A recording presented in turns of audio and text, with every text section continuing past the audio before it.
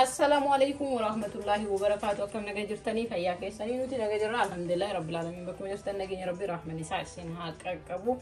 Akkuma baratame har'as viidiyoo haaraa nyaata haaraa isinii qabadhee dhufee jira. Isin immoo waan an hojjedhu hanga xumuraa ilaaluun hamilee naaf kennaa yoo hamileen keessan hin jiraanne immoo hojjechuun koo maa bu'aan qabu yookiin immoo hamilee saba kootii yoon arganne anis irraan gammadu jechuudha dalagaa kan koo irraa. Kanaaf isin share gochuudhaan like gochuudhaan yaada keessan immoo barreessuudhaan ajajjabeechaan Gaafii kooti itti aansee wanti an dalagu gomman adii karaa kamiin akka itti hojjennuu fi siistem haara ta'edha. Akkasuma immoo misirri asitti agartan killee waliin hojjennee isa gosa lama al tokko hojjennee akkamiin akka qopheessinu isin qabadheen dhufe. Sanumaan immoo wantoonni asii agartan kunniin meeshaalee na barbaachisanii asitti shunkurtii quncisee fireet akka qopheessee jira. Kun gomman adiidha, asii qullubbiidha, asitti ashaboodha, kororimaa, misira, timaatima firee lama, qaariyaa, inqulaalii killee qonna barbaree mixmixaa zayita daakuu zinjibilaa daakuu qullubbiiti amma wantoota silaa cicciraman ciccirree gara dalagaa keenyatti seenna na hojii tura.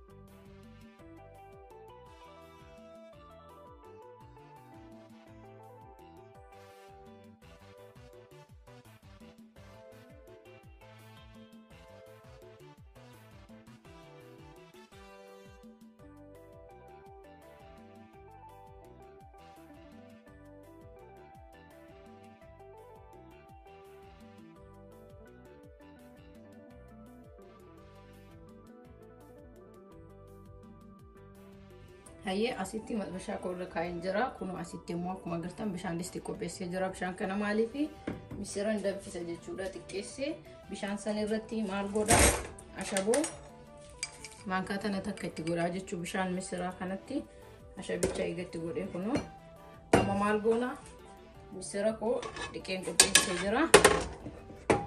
Misira koo kunoo dhiqee qopheessee jira maal goona itti na'inaa jechuudha. Danfisuu qabna hanga daqiiqaa 10 takka moorsirratti illee danfee akka inni turuuf miti.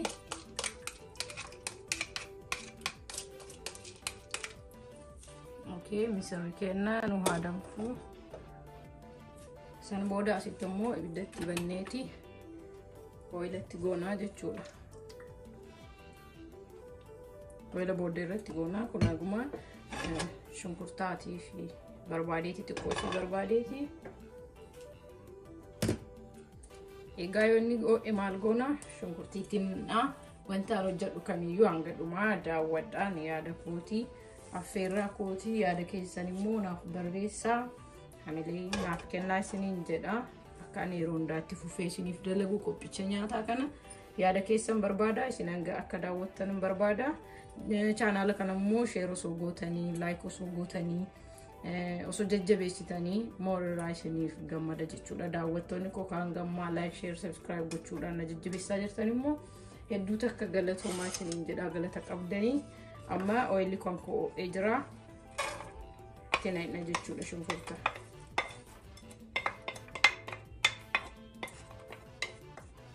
Maaliif waan haaraa nyaata haaraa yoo hojjetattan like isinillee gammadaa nyaattu.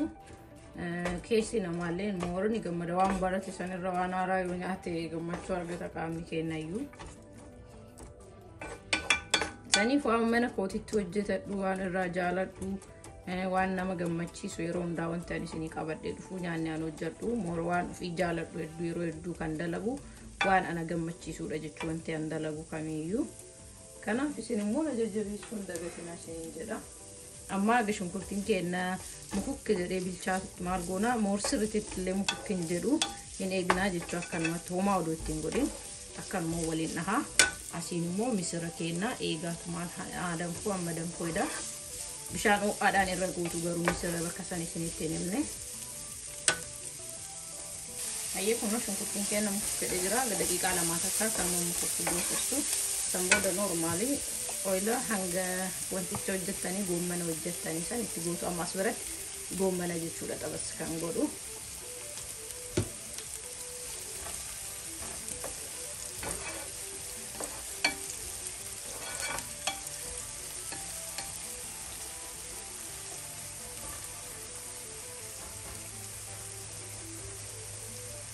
sana booda maal gootu qunda barbarree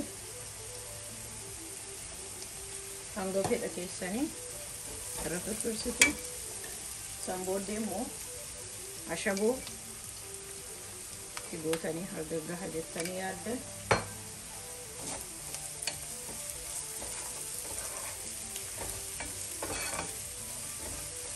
Okey, san booda daakuu timaatimaa kan isin kennine duratti isa maankaa hanga lamaa tokkotti gootu.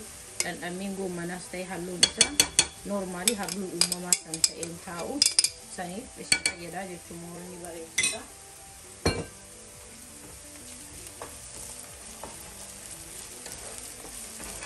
Goommana agartaniiftanii akkaataa ani itti ciree gugurdisnesi ni hahabdisnesi giddu galeessa godheetanii ciree. San booda qullubbii duratti isaanii qullubbichaallee baay'ee wannaa godheen cireen daakni jechuudha. Normaalii saayizii goommanaatiin ciccire. Maaliif adada bilchaatu nonnaan isaa kun hin bada.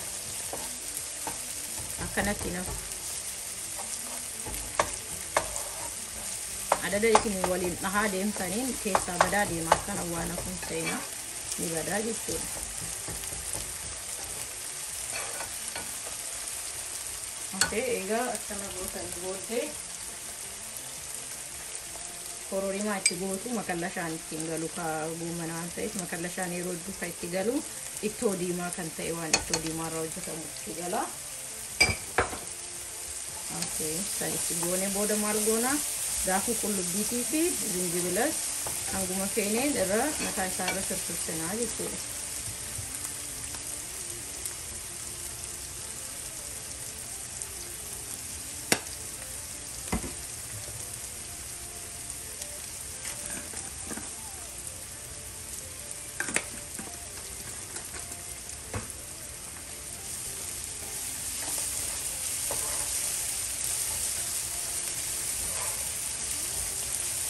Okey, amma kana itti goone timaatiin isa dura ciree isatti goona.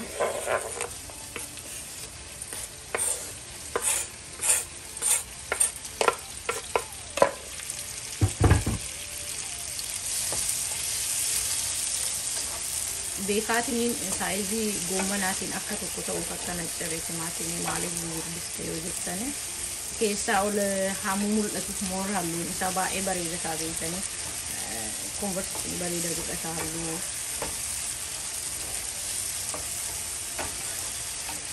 Kalar diikooreetii isa jedhan san qabaata saniif akkanatti ciree qopheessee jechuudha. Amma hanga daqiiqaa 3 takka jara kan akkanuma waliin walaa fudhatanii shunkurtii fi timaatimii hanga sanii ni eeyna. Okey, kun akkuma agartan hanga daqiiqaa 3 sussisee goommana kana cicciree dhiqee maqlaayadhaan dhiibbiidhaan qopheesseera.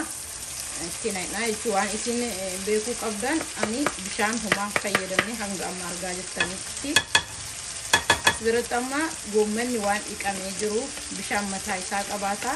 Bishaan masanii ol fudhachiisu mormuun kukku gootanii sirrii mul'isanii bilcheessitanii beekanii akka xibsiitu waan ta'eef yoo isin sirrii mul'isanii bilcheessitan dhandhamni isaa akka isin yaaddan sanii ta'u immoo garuu yoo ta'an mul'isuus dandeessu osoo moorra mul'isuu baay'isanii baay'ee bareeda sanii fedheessan.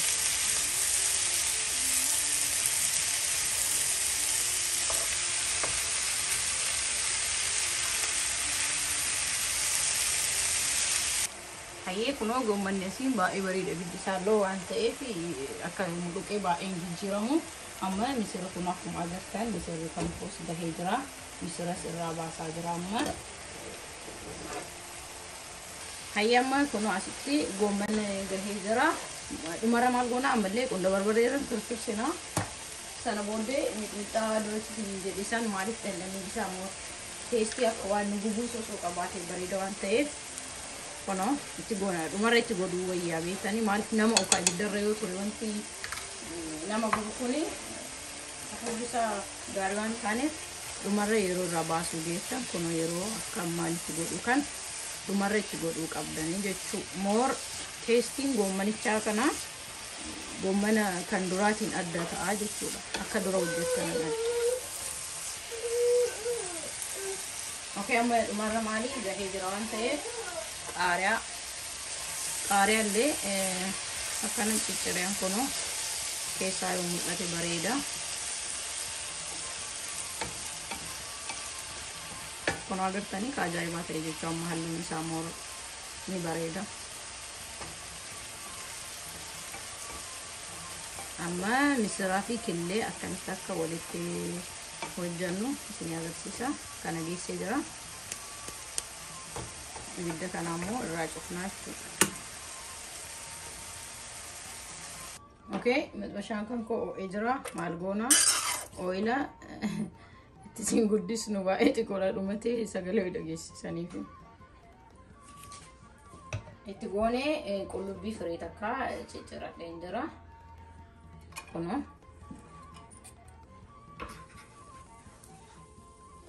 isitti goona san booddee moors irratti itti fakkaata.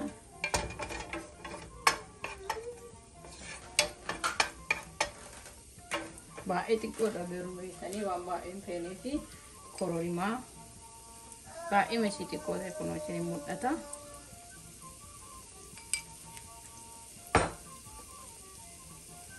Ashaboos baay'ee xiqqoo itti gootu sana booda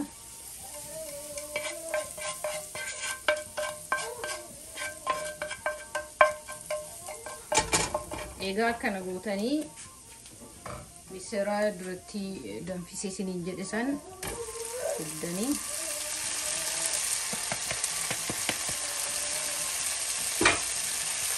misirichatti gootanii kan booda waliin dhooftanii jechuudha.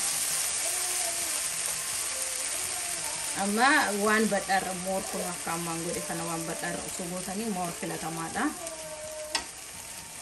Qullubbii fi kororimaa fi ashaboon amma qunda barbaree illee itti gootu nara firfirsitu.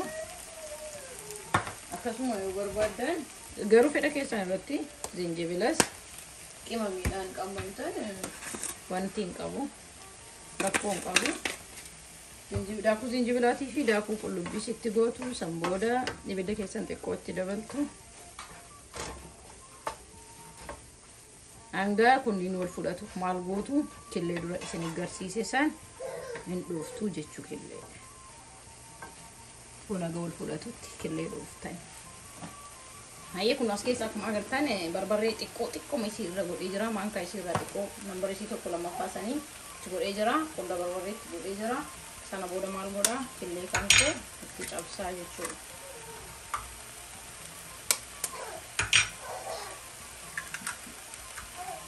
Hanga fedha keessaniitti ta'uu garuu anis hanga maatii kootiitu egaa sana booda ni dhooftanii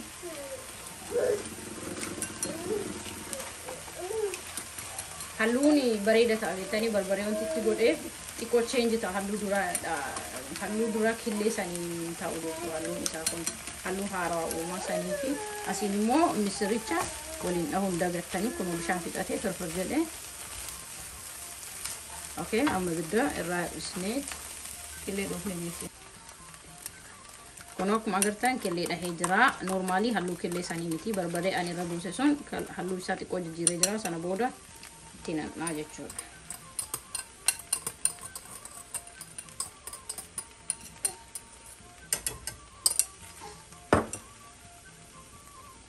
Okay, amma maal goona suuta jennee qabatu yaadaa jira.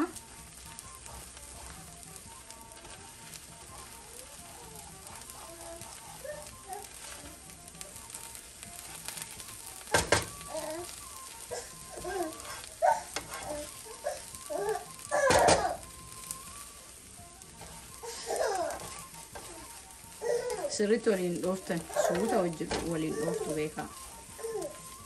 Yoo barbaa yoo daa'imman qabaattanis daa'immanis ni nyaatu beekaa.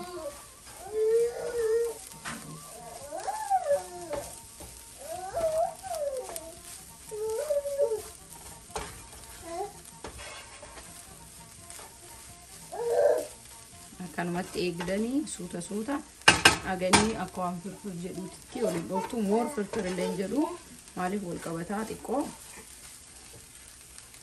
hayyee dhumara maal gootu dhadhaachi gootu maankaatan tokko daqiiqaa 5 waliin bilcheestan misirri duraa gahee jira waan ta'eef kelleellee moor bilcheestan yoo tursiistanii tolu waan ta'eef hanga daqiiqaa 5 isiniif gahaadha akkanatti dhumarra ibidda moo ibidda baay'ee loo ta'e miidiyeemii irra yoo geessan gahaadha haa irra godhina maaliif isin jalaa gubata kana kuloo kellee misir wajjiin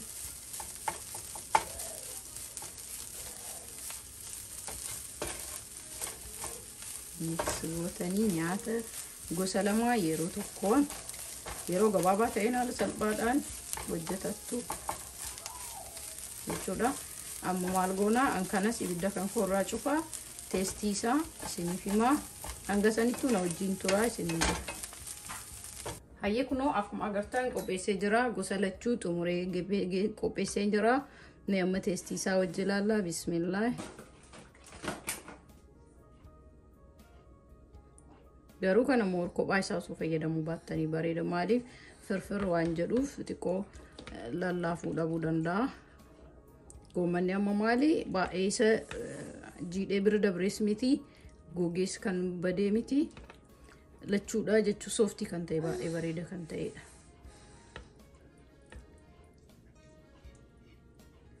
okay bismillah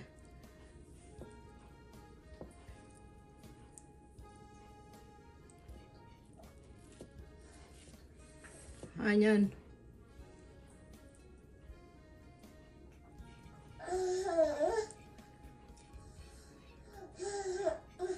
Wow, mashallah nyaata baay'ee nyaata ajaa'ibaati. Hanga qophii biraatiin walitti deebinu isin yaada keessan barreessaa like share subscribe gochuun na jajjabeessaa hamilenaaf kennaa kan kanarraa fi hanga qophii biraatiin walitti deebinu assalaamu alaykum wa rahmatullahi wa barakaatuh.